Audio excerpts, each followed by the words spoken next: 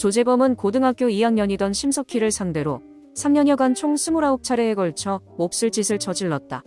조재범의 1심 판결문을 들여다보면 파렴치하기 짝이 없는 못된 짓들이 차고도 넘쳤는데, 특히 2014년 심석희가 남자친구가 생긴 사실을 알게 된 조재범은 스킨십 여부를 자세히 물어보며 크게 분노했고, 이어 심석희를 집으로 불러 무릎을 꿇린 조재범은 너가 그렇게 절실하면 나랑 하자 라며 강제로 몹쓸 짓을 했던 것으로 드러났다. 또한 조재범이 보낸 문자 메시지 중에는 이리 와서 쌤한테 너 자신을 내놔라. 절실함이 없네 역시. 너는 너 자신을 버릴 준비가 안 돼 있어. 쌤은 버릴 수 있는데. 라며 몹쓸 요구를 일삼았던 정황이 남아있었고, 이후 조재범의 욕망의 경종을 울린 것은 평창올림픽을 앞두고 조재범이 보낸 문자 메시지였다. 이때 조재범은 쌤이 원한다면 시즌 비시즌 따지지 말고 해야 하지 않겠어? 라며 또다시 몹쓸 짓을 요구하게 되는데, 이에 심석희는 제 몸을 포기하면 올림픽 때 잘할 수 없을 것 같아요. 라며 단호히 거절했고, 그러자 심석희에게 분노한 조재범은 그럼 그렇게 해봐. 나도 공정하게 하지 뭐. 라며 비아냥거렸으며, 이때 인내의 한계를 느낀 심석희는 선수촌을 빠져나와 조재범을 고소했다. 당시 조재범은 신혼집까지 마련하고 결혼식을 코앞에 두고 있었지만 문자 메시지 등이 유죄 판결의 근거가 되며 징역 10년 6월에 중형을 선고받게 되는데, 2심에서 이상한 변호사를 만난 조재범은 부인으로 밀어붙이던 1심 전략을 뒤집고 사실은 합의하였다는 새로운 주장을 펼치며 2년 6월이 추가된 13년을 선고받았다. 업소녀로 일하는 것이 죄는 아니지만 대놓고 자랑할 만한 일이 아닌 것은 확실하다. 그러나 15년간 업소녀로 일하며 20억을 벌었다고 떠들던 여성이 있었으니 이는 과거 레이싱 모델로 활동하다 업소녀로 변신한 조하나였다. 스스로를 역삼동 퀸카라고 칭하며 업소녀 인플루언서로 활동하던 조하나는 스폰서가 사준 페라리와 스폰받은 카드를 자랑하며 업소녀 썰을 풀고 다녔고, 조하나가 스폰서라고 떠들던 녀석은 대우산업개발 한재준 대표이사였다.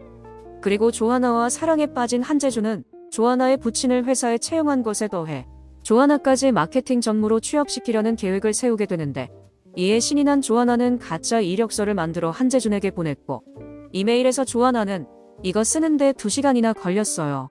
창작엔 고통이 따르네요. 크크. 라며 마케팅에 능통한 사람으로 꾸몄다고 떠들었고, 이어 조하나는 오빠 카드 인스타에 자랑해서 너무너무 행복했어요. 나 관종인 거 알죠? 악플러들이 보들보들거리는 꼴을 상상하니 잇몸 미소가 광대로 승천할 것 같아요. 히히. 라며 한재준의 딸을 낳아 제니를 만들겠다고 다짐했다. 그러나 이런 기쁨도 잠시. 대우산업개발 마케팅 회의에 참석했다가 무식함이 탄로난 조하나는 업소녀 정체까지 밝혀지며 TV에 나오는 개망신을 당해야 했고, 스폰서 한재준은 횡령 및 배임으로 최근 구속됐다. 한편 한재준의 전처 A씨는 한 매체 인터뷰를 통해 한재준의 실체를 폭로했는데, 여기서 A씨는 한재준이란 사람은 리플리 증후군에 가까워요. 결혼 전부터 사소한 것까지 모두 거짓말이었죠. 한국외대 4학년이라고 속여 저를 만났는데 결혼하고 보니 재력가 행세를 하던 시아버지는 택시를 운전했고요. 시어머니는 공장에 다니고 있었어요. 이력서도 제 앞에서 위조하던 사람입니다. 그런 사람이 건설사 대표까지 됐으면 얼마나 심각한 상황입니까? 한재준은 검사나 판사까지도 속일 수 있는 사람이에요. 라며 한숨을 내쉬었다. 농구선수 정병국은 길거리에서 음란 행위를 벌이다 체포된 적이 있었다. 때는 전자랜드 홈 경기가 끝난 밤시간, 인천 남동구 로데오 거리를 걸어가던 정병국은 갑자기 바지를 벗고 길 가는 여성을 바라보며 자위를 시작하게 되는데, 기습적인 정병국의 행위에 놀란 시민들은 너도 나도 할 것 없이 경찰에 신고했고, 당시 정병국의 충격적인 모습은 일부 시민들이 촬영해 확산시키기도 했다. 그리고 더 충격적인 것은 정병국의 길거리 자위가 처음이 아니라는 사실이었는데, 알고 보니 정병국은 2개월 전에도 공연 음란 혐의로 처벌을 받았었고, 법원 또한 그의 행위를 한 차례가 아닌 수차례로 적시하며 상습범으로 판단했다. 과거 프로야구 선수 김상현 또한 길거리에서 자위한 일로 불명예 은퇴를 하였는데, 그나마 김상현은 차 안에서 창문을 열고 벌인 행위였지만 길거리에서 바지를 내린 채 벌인 정병국의 행위는 더 큰 충격이었고, 정병국 소식을 접한 일부 누리꾼들은 전자랜드 엘리펀치를 정자랜드 내력 팬츠로, 전자랜드를 딸자랜드로 부르며 조롱하였으며, 하필 팀의 마스코트마저 코끼리 머리였던 탓에 정병국 개인을 넘어 팀 전자랜드의 이미지 추락은 너무도 심각했다. 손담비 남편 이규혁 집안은 한국을 대표하는 빙상 집안인 동시에 대를 이은 강간미수 집안으로도 유명하다.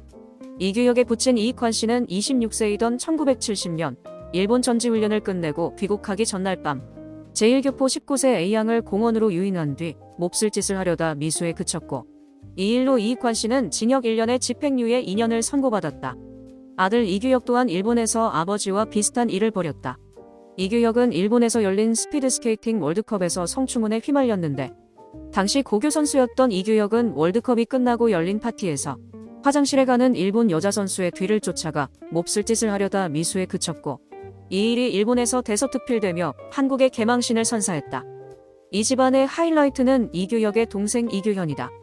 이규현은 2005년 서울 봉은동에서 자신의 BMW를 운전하던 중 건널목을 건너던 50대 행인을 차로 치고 달아나 숨지게 했고, 이후에는 음주운전 전과만 3건이 더 발생했으며, 최근엔 미성년 제자를 상대로 못된 짓을 하다가 미수에 그친 사실이 드러나며 의정부 지법으로부터 징역 4년을 선고받았다. 이선균을 협박한 새끼마담 김남희와 그녀에게 뽕을 제공한 의사 이창노가 구속된 이후 압구정 롤스로이스 살인사건 신우준에게 마약류를 처방한 의사 염찬동도 구속됐다. 비뇨기과 전공의였던 염찬동은 압구정동의 나인 성형외과를 차려 수년간 진료를 이어왔는데, 수면 마취로 잠든 여성 환자를 타겟으로 삼은 염찬동은 자신의 거시기를 여성 환자 얼굴에 갖다 댄 뒤 셀카 찍기를 수차례 반복했고, 심지어 잠든 여성 환자의 자세를 이리저리 바꿔가며 얼굴과 중요 부위가 함께 찍힐 수 있도록 연출하는 만행을 저질렀다.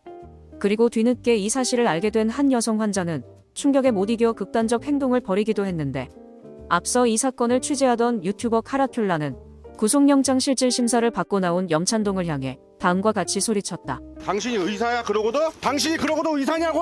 당신이 그러고도 의사야? 네가 그러고도 양심의 가책 없어? 이봐 씨, 당신이 의사야 그러고도? 병원 CCTV 왜 지웠냐고! 당신 신우준하고 무슨 사이야? 진짜. 당신 그러고도 당신이 의사냐고! 이다혜는 추노 야외 촬영장 화장실에 대해 불만을 토로한 적이 있었는데, 한 방송에서 너무 급할 때면 노상방뇨도 해야 했다고 밝힌 이다혜는 스타일리스트와 산속으로 볼일을 보러 갈 때였어요. 한참을 산에서 장소를 물색할 때였죠. 그런데 뒤에서 갑자기 지호 오빠가 나타나서는 다혜 어디가? 라고 부르면서 계속 따라오더라고요. 라며 눈치 없는 오지호 덕에 더 힘들었다고 고백했다.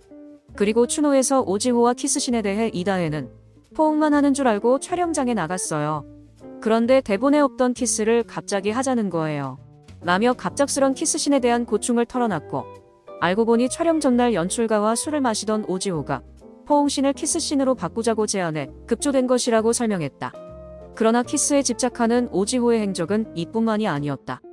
뮤직비디오 촬영장에선 김혜진과 대본에도 없는 키스신을 즉석해서 만들었고, 환상의 커플에선 한예슬과의 키스신을 반복하기 위해 일부러 NG를 냈다는 사실을 스스로 밝히기도 했으며, 영화 7광구에서 하지원과의 키스에 대해 오지호는 키스신이 너무 가볍게 나와 아쉬웠습니다. 제가 영화로 시작해서 그런지 입만 대는 건 키스신이 아니라고 생각하거든요. 다음에 지원씨를 만나면 적극적으로 나설 계획입니다. 라며 자신만의 키스신 철학을 설명했다.